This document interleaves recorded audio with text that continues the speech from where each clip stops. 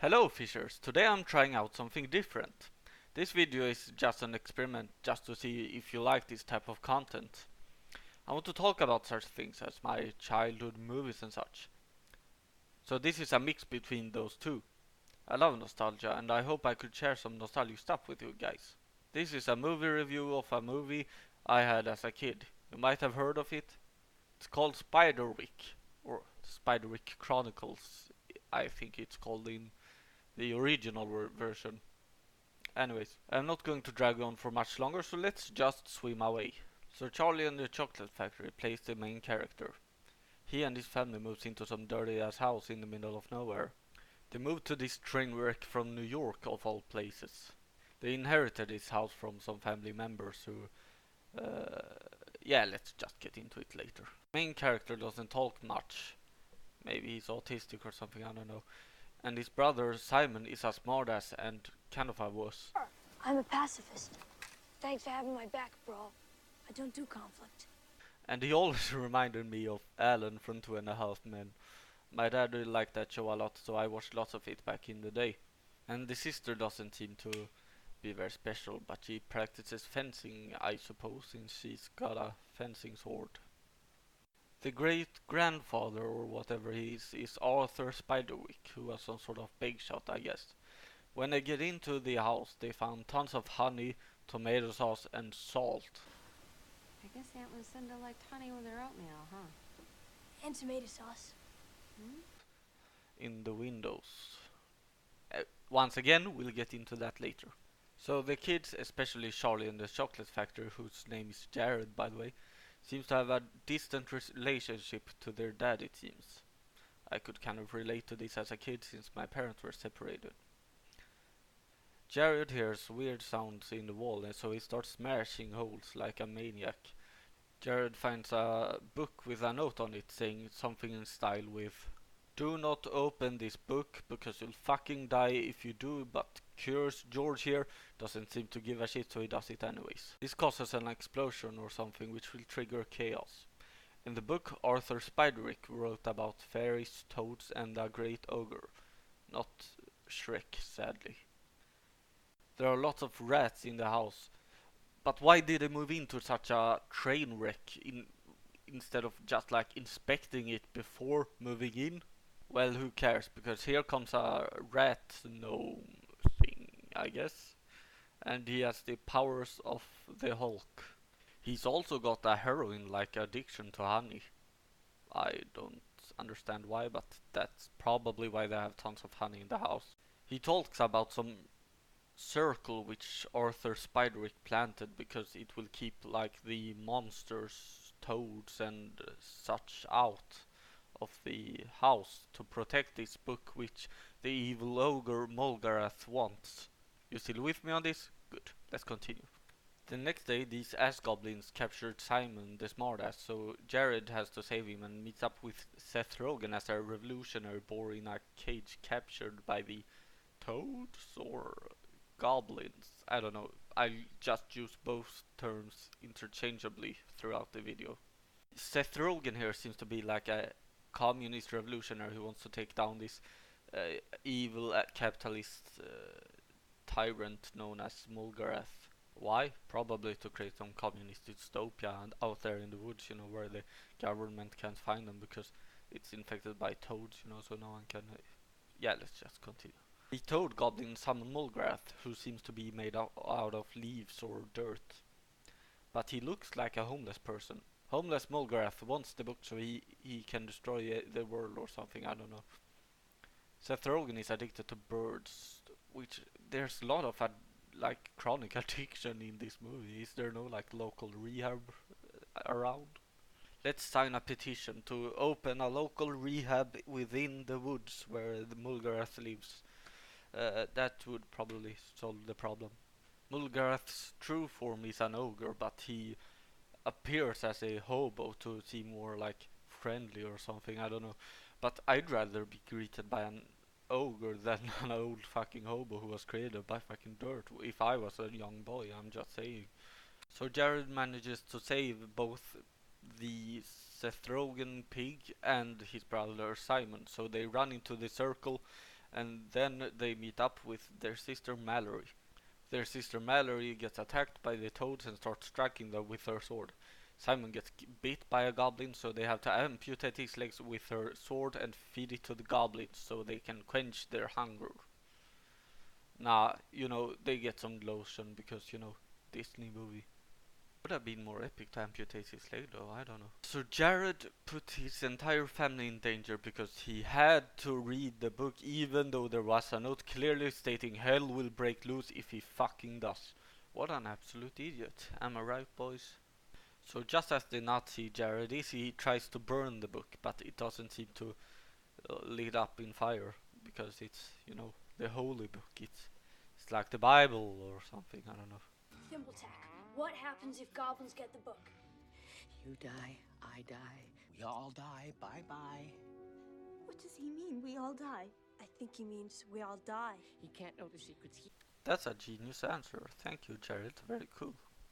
They plan to meet with Aunt Lucinda, who lived in the house before them. She knew about the goblins and such that lived there, so it might be a good shot. So they try to escape through the sewers while we realize that Jared brings the fucking book. Jesus Christ. Remember, he is the fate of all his family right now. So yeah, great job. The goblins release a so-called mole troll who looks more like a lizard, to be honest. After 5 minutes of running, they arrive in the middle of a town, which apparently is very close to their house, I guess. And this is actually a pretty funny line. Are you okay? Oh man, did I hit somebody? Yes, thank you. So they meet up with Lucinda, who's got salt everywhere, and they tell her about them moving to that house. They tell her what they have seen, and then these flying flowers show themselves.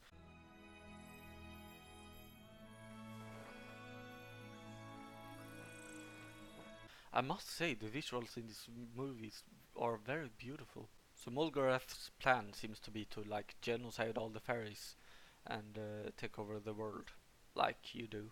So back up 80 years, and Aunt Lucinda is actually 6 years old and is playing around the circle, which she then gets attacked by these goblins, and her father, Arthur Spiderwick, notices this, and he then disintegrates into flower, these fairy things, I don't know what they're called.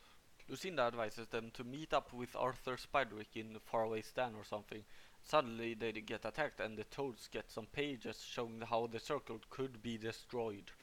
So Seth Rogen sees this but chooses to fuck off instead. What an asshole. Anyway, they tell her mom about it. She doesn't believe it, but she spills some beans about her father's relation to the family. And you said you're gonna come get me. So where are you?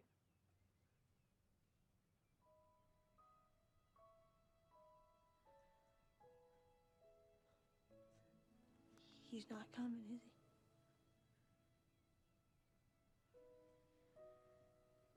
He's with someone else. This is a really good thing to have in such a movie as this.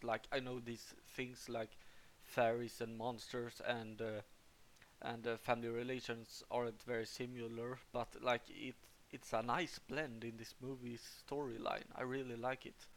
So they meet up with Rogan, who preaches his communist agenda about revolution and his bird addiction, but they ignore him. They chant some demonic spell which they found in the book, and they take a griffin to meet up with Arthur Spiderwick. So was Arthur Spiderwick granted immortality, or was he just summoned? This book is my life. You're 125 years old. Your life is over. Ooh, harsh. Arthur Spiderwick doesn't really say much else that when the moon comes up, the Mulgarath will invade the circle. But he already knew this. Jared already knew this. So what was the point of meeting up with Arthur Spiderwick other than telling him about Lucinda and how she is like an old woman? I like good pussy and I like good trees. So they fuck off once again to see Spiderwick disintegrate and continue home to build a defense. Manage to convince their mom to protect the house, and the circle vanishes while they stock up their defenses. But how come they didn't put salt and tomato sauce around the circle? That would have been the most effective. since they already knew the circle would like disintegrate. And yeah, I should also mention that salt and tomato sauce are these trolls' weaknesses. That's why it's so much of that in their house. Who cares? The toads get hit by tomato sauce and salt and dies like frogs. So they trigger an explosion, killing most of the trolls off, even Mulgarath it seems. But suddenly, Daddy's home. No. The last time we were on the phone, you said the next time we met, you had something you needed to say to me.